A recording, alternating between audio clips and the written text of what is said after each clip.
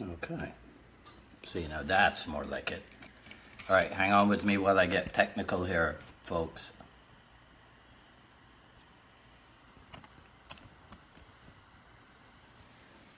The phone got stuck a little bit there. And I had to close the browser and reset. Okay. If you guys can see and hear me okay. All right. Okay. Thanks, Carlos. All right. Okay. I had to start a few minutes early. I got to run some errands later today before I take off on a trip over the weekend. So, hello everyone. This is Dwight Woods, the Jeet Kune Do Rebel, and welcome to I Love Jeet Kune Do broadcast number. Is this number 17 or number 18? My notes say 18, but I think it's number 17. This is the one about mastery and a little more on Jeet Kune Do interpretation. Okay, so Carlos is on here. Ricky, good to see you. All right, cool. Okay, let's get this started. I'm gonna do a little Bruce Lee quote that I found this morning. It says, many people dedicate their lives to actualizing a concept of what they should be like rather than actualizing themselves. This difference between self-actualization and self-image actualization is very important. Most people live only for their image. So I want you to think about that and how that relates to the idea of mastery, and then we'll come back to it somewhat by the time we wrap up this broadcast. So Carlos ran an ad on the I Love Jeet Kune Do page for the Quick Skills series. For those of you who might not know about it, you can check it out at ILJKD.com. There's the free video tutorial course, and then if you enjoy that, you can go ahead and get the full Volume 1 series, right? So he runs the ad, and he actually uses the word master in the copy on the ad, right? And so we get a lot of interesting comments about the ad. And full disclosure, I and Carlos haven't been my student for many years. He knows that I'm someone who actually doesn't use the word master that often when it applies to martial arts. As a matter of fact, I have a very good friend, Taekwondo, leading Taekwondo instructor here in Miami, who teases me all the time because every time he sees me, he bows and he calls me Master Woods, and he knows that's like a pet peeve of mine when it comes to using that term, right? So anyhow, so somebody on the Facebook page says, well, how do you master something that is supposed to be constantly evolving? So my reply is that it's because mastery is not a destination. Like Jeet Kune Do itself, mastery is an ever ongoing, ever evolving process. So do not mistake the use of the word master or the word mastery when we use it here at I Love Jeet Kune Do for its classical meaning or usage in traditional martial arts, right? By which I mean, I believe that the title master is assigned to people after they are awarded like a 4th degree black belt or 5th degree black belt or something, right? So then the comment continues, so what exactly is mastering something? And I said, well, it's part of it is handling the inevitable plateaus one reaches by continuing on beyond that plateau. Because some people seem to think that mastery is a fixed stage at which you arrive after a period of practice, right? And I think that's influenced by what we just talked about. People in the classical martial arts are assigned or awarded the title master when they reach a certain fixed point in their martial arts training. That's not the mastery to which we are referring. It's part and parcel to one of our Jeet Kune Do maxims where we talk about aiming for perfection, because as you aim for perfection in what you're doing, that's where you acquire or attain proficiency, right? So then another comment appears from another guy, and he says, if you really love Jeet Kune Do, then learn from a real instructor at a real academy. There are no shortcuts to learning the real thing. It takes years of dedication and practice, all of which I agree with. And then he says, sad to see this advertisement. So my question is, where in the ad, because I think the ad says something like, do you want to master Bruce Lee's Jeet Kune Do, right? Which, as a matter of fact, I should point this out also. Because then there are some people whose commentary is always, oh, well, you can't master Bruce Lee's Jeet Kune Do because you're not Bruce Lee. You have to master your own Jeet Kune Do. People, hang on a second. Who is the founder of Jeet Kune Do? Bruce Lee. So Bruce Lee, apostrophe S, Jeet Kune Do, means the Jeet Kune Do method founded by Bruce Lee. That's all. It's just the possessive use, right, of the words. Nobody is saying that I, Dwight Woods, I'm trying to be Bruce Lee. I'm trying to master, right, being Bruce Lee. No, I try to master being myself. So it's just possessive case. That's all. So relax on that, hopefully from now on. So the guy says, you know, sad to see this advertisement, right? So I'm like, well, where in the ad that asks the question, right, if you want to master Bruce Lee's Jeet Kune Do, does it imply that the video series is a shortcut? It doesn't, right? And also, this video series is designed for different types of Jeet Kune Do practitioners. There are some people who have invested in the series who are school owners, and they have done it because for them, it's another method to add to the store of their knowledge. So they're using it to punch up the curriculum at their own school. Then there are people who have bought it who are backyard or garage you know, practitioners. So maybe they have a little group, right? But then there's a majority of people, individuals out there in the real world who actually do not have access to a legitimate instructor or a legitimate school in their area. So the series is designed to fit the bill for numerous types of Jeet Kune Do practitioners. Right? So there's nothing in it that says this is a shortcut. This is that proverbial magic pill that everybody's looking for. No, that's not how things are done, right? Because a lot of people are not aware of this. But you know, I love Jeet Kune Do. We've got close to 75,000 people who interact with the page. We've got I forget how many people it is on the mailing list. I think it's somewhere like way past 9,000 people or whatever. And so because Carlos and I have insight into a lot of what is going on in the Jeet Kune Do world, I can tell you that there's not an abundance of Jeet Kune Do schools around the world. I got a question from somebody today about Jeet Kune Do in Australia.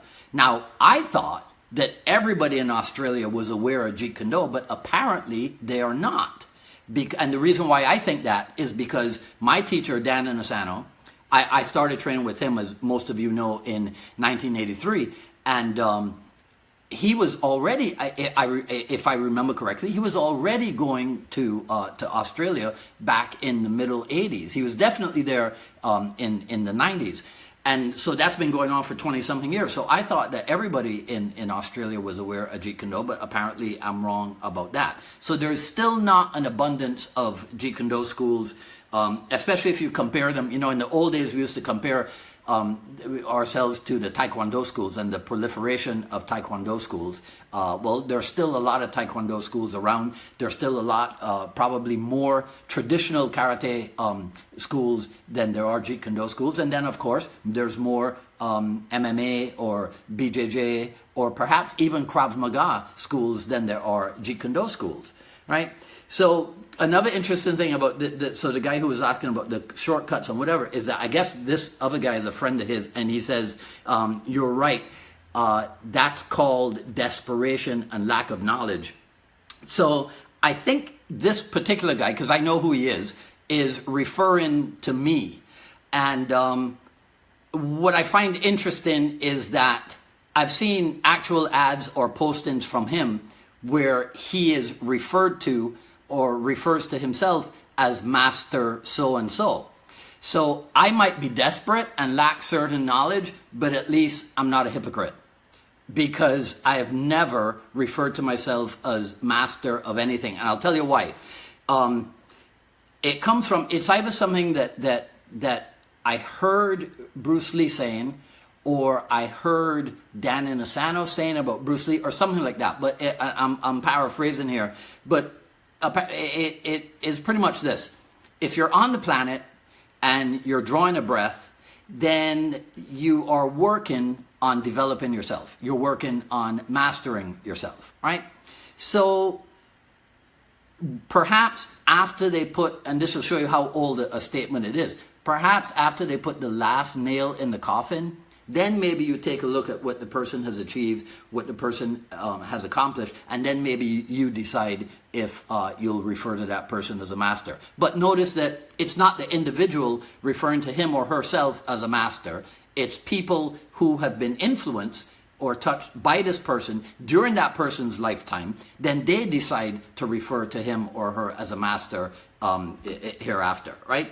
So this mastery thing, I've been talking and writing about this for over 30 years, right? And here's partially where it started. So there's a blog post, if any of you know my Seafood DW WordPress thing, there's a blog post from April of 1999, and I was talking about the topic of mastery by answering the question, when are people going to accept the simple truth that to become good at just about anything takes time?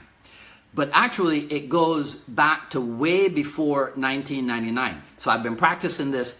I hope I can do a better job of it. Okay, so here we go. Oh man, no, I still suck. Okay, Esquire magazine, and it's May 1987, right? May 1987, Mastery, the Secret of Ultimate Fitness, right? Okay, I just realized I didn't put a marker in the damn thing, so now I won't be able to find the article quickly. Anyhow, right? The idea is this, right? So this is May 1987. I had only been in Miami for 11 months. I hadn't even made it to a year here in Miami. So I didn't have a school, because I think, if I remember correctly, we put a roof over our heads in April of 1988. But way back then, because I have no other copies of Esquire magazine, you know, from my old subscription, other than this one. I knew that this thing about mastery is something that I should hang on to, because it would play a role. I would make use of it later on in life. And obviously I wasn't wrong, because it's 30-something years and we're talking about it today. So it's an article by George Leonard, and I found it very strange back then that he profiles like baseball players and I think even cyclists in talking about mastery, right? So I found it here, so hang on 1 second. All right, so this is the article, right? Playing for Keeps, the face of mastery in sport and in life, right? So this is not going to be the best way, because I still can't master this thing, right? So Leonard shows 4 approaches to mastery. Actually, it's not 4 approaches. There's 1 approach. The other 3 that we'll discuss in 2 minutes are not approaches, but it's just to explain and clarify this for you, right? So the 4 paths are mastery itself. Then there's a thing called the dabbler, a thing called the obsessive, and a thing called the hacker, right? So I'm going to do my best to show you from the magazine, right? So here is, see, I got to get this right at some point. Okay, I'll go on this site here. So here's the mastery line. So if you take a look at it, you'll see you start out in your training, then your level goes up, and then you plateau. So that's what that flat line is. And then your level goes up again, and then you plateau, and then your level goes up again, and then you plateau, right? And if you notice, as you stay on that mastery path, if you notice and I think I have pictures of this, so if Carlos can remind me, maybe I'll put pictures of it associated with the video post when we're done. But if you look at that mastery line, you'll notice that as you stay on the mastery path, the plateau, the period of time that you spend on the plateau shortens and shortens and shortens. That's because you're getting better and better at what it is that you're doing, right? So that's the first, so that is the mastery path. And that is a path that you do not come off of until you transition off the planet, right? So we're always on the path of mastery. The second one is the dabbler. So let me try to show you the illustration for the dabbler. So go this way, right? Get your fingers out of the way. So you see that one? So you start, you train, you plateau, you drop out. Then there's a period of time where you're gone, and then you come back and you start to train, your level goes up, you plateau, and now you spend an even shorter period of time and you drop out again, and then you come back to it, right? So any of the people who own martial arts schools, right? You recognize this guy called the dabbler. This is the guy that is always joining and quitting and joining again and quitting and joining again, right? I mean, you know, what can we say, right? Actually, okay, let me explain this to you, right? So some of you know I ran a school here for over 20 years, right? So I've got a couple of decades of experience in dealing with students, right? Let's go back to the mastery path and the plateau, because what happens when people are on that plateau is that they do not realize that that's where they are. To use another one of my, well, not mine, but to use another Jeet Kune Do phrase, that's where they are becoming the art. See, a lot of people mistakenly think that that plateau is where, that's where, like, take in junior Jeet Kune Do, for example, right?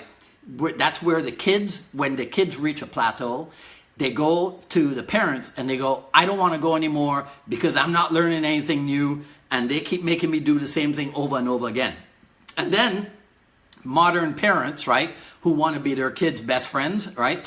I'm kidding, right? But they don't want to force the kids to do anything that they don't want to do, because they forget that if you don't force kids to brush their hair and I almost said, wait, it's comb your hair, right? No, you can brush your hair too. See, I don't have to worry about these things. But brush your teeth and wash your face and what have you. If you don't force kids to do that, they're not going to do it, right? So you do have to force kids. And as the adult, you don't want to abdicate the responsibility for showing kids the value to sticking to things, right? And so the parents give in and they might let the kid drop out of school. And by the way, adults do this also, right? Everybody reaches that plateau and they think that they're getting nowhere, and so they quit, right? And as I said before, the whole process of level going up, plateau, level going up, plateau, level going up, plateau, that is what you'll be on for the rest of your life, right? So then the dabbler, like I said, is the guy who comes in, trains, drops out, comes back after a period of time, trains, drops out, and whatever, right? This is a guy who is sometimes on the search for what we called back in the old days of Glazer Kennedy marketing. He's in search of the next new shiny object, right? So there are people who you know, may have been in Jeet Kune Do at one point, and then when Jeet Kune Do was not as popular in out there with the public as maybe Brazilian Jiu-Jitsu became, or maybe as Krav Maga became, then they dropped their Jeet Kune Do training to go pursue the next shiny object of BJJ or Krav Maga, right? The third guy is, okay, so I got to try to do this again. Oh, wait, I forgot to do the thing for the shirt. All right, so there's the Jeet Kune Do shirt, right? Okay, so the next one, way down here at the bottom, do I have it? Yes, is the obsessive. So if you take a look at the obsessive, okay, that might be better, right? He comes in and he's training hard, and then you see how ragged his development is, and then all of a sudden, boom, there's the big drop off. The obsessive is the guy that wants to come to class every day, right? Wants to train in every program that you offer at your school, because what he thinks is that if he's training every day all the time, that somehow he's going to shorten his learning curve. And I mean, we all know that that's not what happens. And so invariably, the obsessive ends up overtraining and hurting himself, and he drops out, right? And then he moves on to something else, right? The fourth approach is, okay, the hacker, right? So that's the, where are we? There. Okay, I almost got it. That is, the hacker is the, as George Leonard says in the article, the hacker is content to perfect his mistakes, right? So a lot of times the hacker he's a nice guy. He might even be popular in the setting of the school or what have you. It's just that he lacks a certain degree of passion, and so he's content to stay at the same level for a long period, right? I mean, which is, it's, as Sifu Dan might say, it's better than nothing, right? So that's the, I don't know, there is Carlos, again, I'll ask you to remind me to put a link, because this is the article from Esquire, 1987, May 1987, but George Leonard did write a book about mastery. And so, you know, that's available on the Amazon and what have you. But there is also a link to an article about it. So if Carlos reminds me, I'll put that link in the post for me when we're done. Right? Okay. So that's my little treatise there on mastery. Right. So now a little bit more about interpretation, because I don't know if it's a coincidence, but right after the broadcast that we did about Jeet Kune Do interpretations, I got a question on Quora asking me, I haven't answered it yet, asking me what is my interpretation of Jeet Kune Do, right? Last night when we were in class, I was, kind of ruminating, and this stuff was going over in my head. I was like, there's no need to interpret Jeet Kune Do. We've got a lot of source material, right? We got books, we got videos, we got qualified instructors, people who were there with Bruce Lee. We got a lot of information. There is no need to interpret nothing, right? It's all out there for you. Just train the friggin' art. Okay, that's it, right? Interpret this, interpret that. That's crap, right? There's no need to interpret anything. But what I said in the broadcast was that what there are preferences, right? See, because look, Jeet Kune Do is a hugely democratic process, right? Everybody gets to contribute what it is that they have, what it is that they bring to the table. None of us are going to be identical to someone else, because we're all individuals, right? So let me give you an example, and maybe then we can bury this idea of interpretation also. So source material for this is, once again, Chris Kent and Tim Tackett's Jeet Kune Do kickboxing. And idiot me, I did not mark the page. Oh man. See, when I get too excited, then sometimes I forget to do stuff. Anyhow, it is the section here where Chris and Tim list what they call the defensive methods, all right? But see, I don't want to do it. I want to show you that I'm not making stuff up. You know what I mean? All right? Because sometimes, yeah. Okay, there we go. So in here, defensive tools and drills. Right? So then, if you look at it, it says, man, get this right. There's distance, blocking and hitting, parrying and hitting, evasiveness, and intercepting, right? Okay, so this is page 95 of the old school Jeet Kune Do kickboxing. So when I came across that, I thought, oh, because I'm OCD, right? I thought, okay, so we have the 5 ways of attack, and everybody knows about the 5 ways of attack in Jeet Kune Do. So I said, well, okay, what we'll do, we'll have 5 ways of attack, so we'll have 5 ways of defense also. But then at some point, I stopped calling it, or maybe I never even did really call it defense, because of this idea of, you know how sometimes people will ask you, oh, well, is your art offensive or defensive, right? Bless their souls, they don't know what they don't know what they're talking about, right? Because no art is completely defensive or completely offensive. And so as Bruce Lee would say, it's not this or that, it is this, right? You want to blend the two. It's not hard style or soft style, right? The answer is not 2. So that's where I took to calling it the 5 methods of counteroffense, right? Now, when I teach this, I indicate to people that number 1, distance is not counteroffense. It's not even good defense, because I mean, there are situations, right? And I'm sure Sifu Nick, who's on the broadcast, would attest to this. There are situations where putting some distance between you and the attackers might be the best idea, right? So I'm not, you can't rule out anything completely. But ordinarily, just put in distance between you and the attack, and then stand in there and letting somebody attack you again, right? So if you're just being defensive, right, and you keep letting them attack you, something's going to connect at some point. So distance is not good defense sometimes, and it's certainly not a counteroffensive method, right? But just so we kind of equalize with my OCD-ness, right? The 5 methods of attack, we have the 5 methods of defense, or 5 methods of counteroffense, right? So then number 2 is block and hit, which in Sifu Dan's book, it says that Bruce Lee referred to that as touch and go, right? Why? Because of the rhythm of it, right? I block and then I hit. So it's very, very classic, very, very common, right? All the Kung Fu styles, all the karate styles. I mean, in some instance, because of the situation, you will block first and hit second. So that's very common.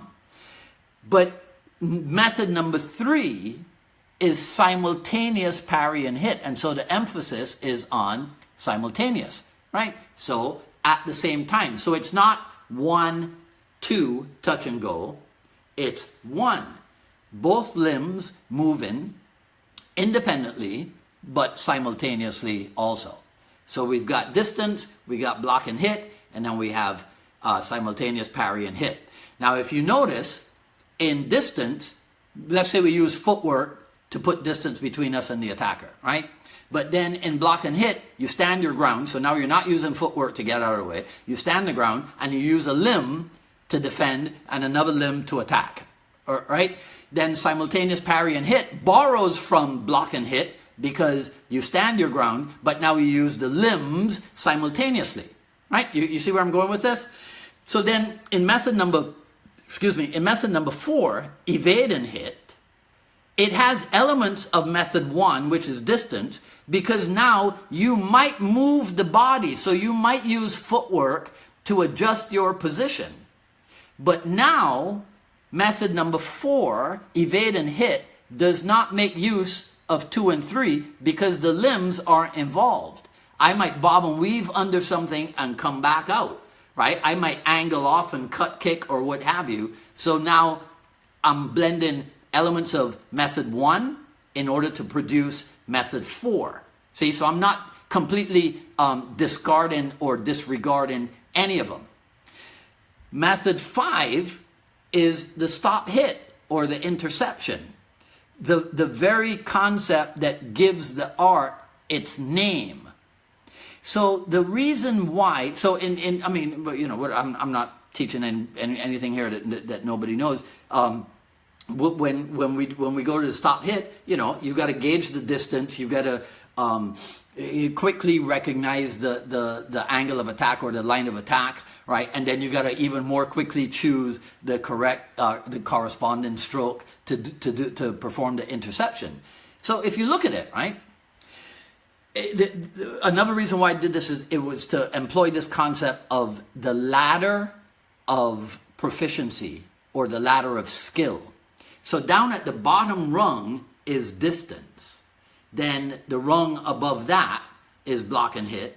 The rung above that is simultaneous parry and hit. The rung above that is evade and hit. And then the top rung is the stop hit or the interception. See, because what I wanted to do was to give my students a visual so that they could see how Jeet Kune Do, right, how intercepting is the highest level. You want to aspire upwards to the Jeet Kune Do level. You know what this is like? Where were we?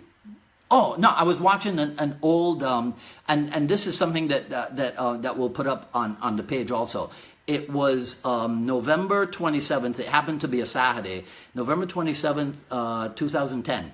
And we had what we call a birthday celebration for Bruce Lee, his 70th birthday. And so it was a Q&A session, an extended Q&A session with me and my students, right? And we were talking about the concept of becoming Jeet Kune Do, which might become a topic for another broadcast, right? So the idea of becoming Jeet Kune Do, it's like I go to law school and I study and I get my degree, and then I come out and I get a job at a law office, right? And now so what am I doing? All of that studying and what have you was part of the process of becoming a lawyer.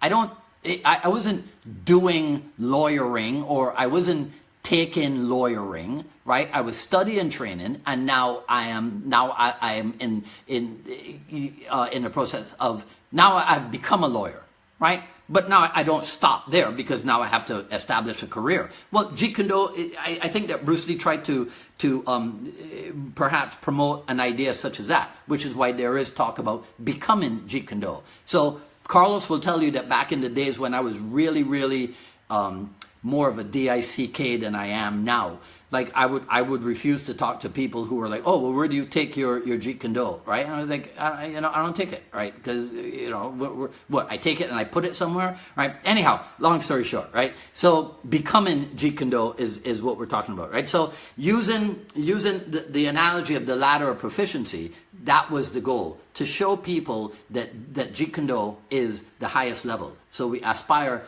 to operate at that highest level of our capabilities, right? So if I'll tell you one last thing, right? Because I made a note here. So this is what makes the art of the pursuit of Jeet Kune Do is a method towards higher levels of understanding, of living, of thinking, of performing, etc. And so if you think that the pursuit of those ideals is not the pursuit of mastery, then you don't understand what mastery is. So I'll leave you with that.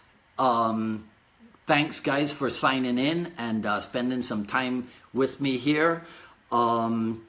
I'm still taking requests for different topics. I got a request. This one's really difficult to do, but I got a request to show trapping, but I can't really show trapping on a broadcast, right? So, but that will come up in a video series sooner, if not later. But topics for discussion on the broadcast are always welcome.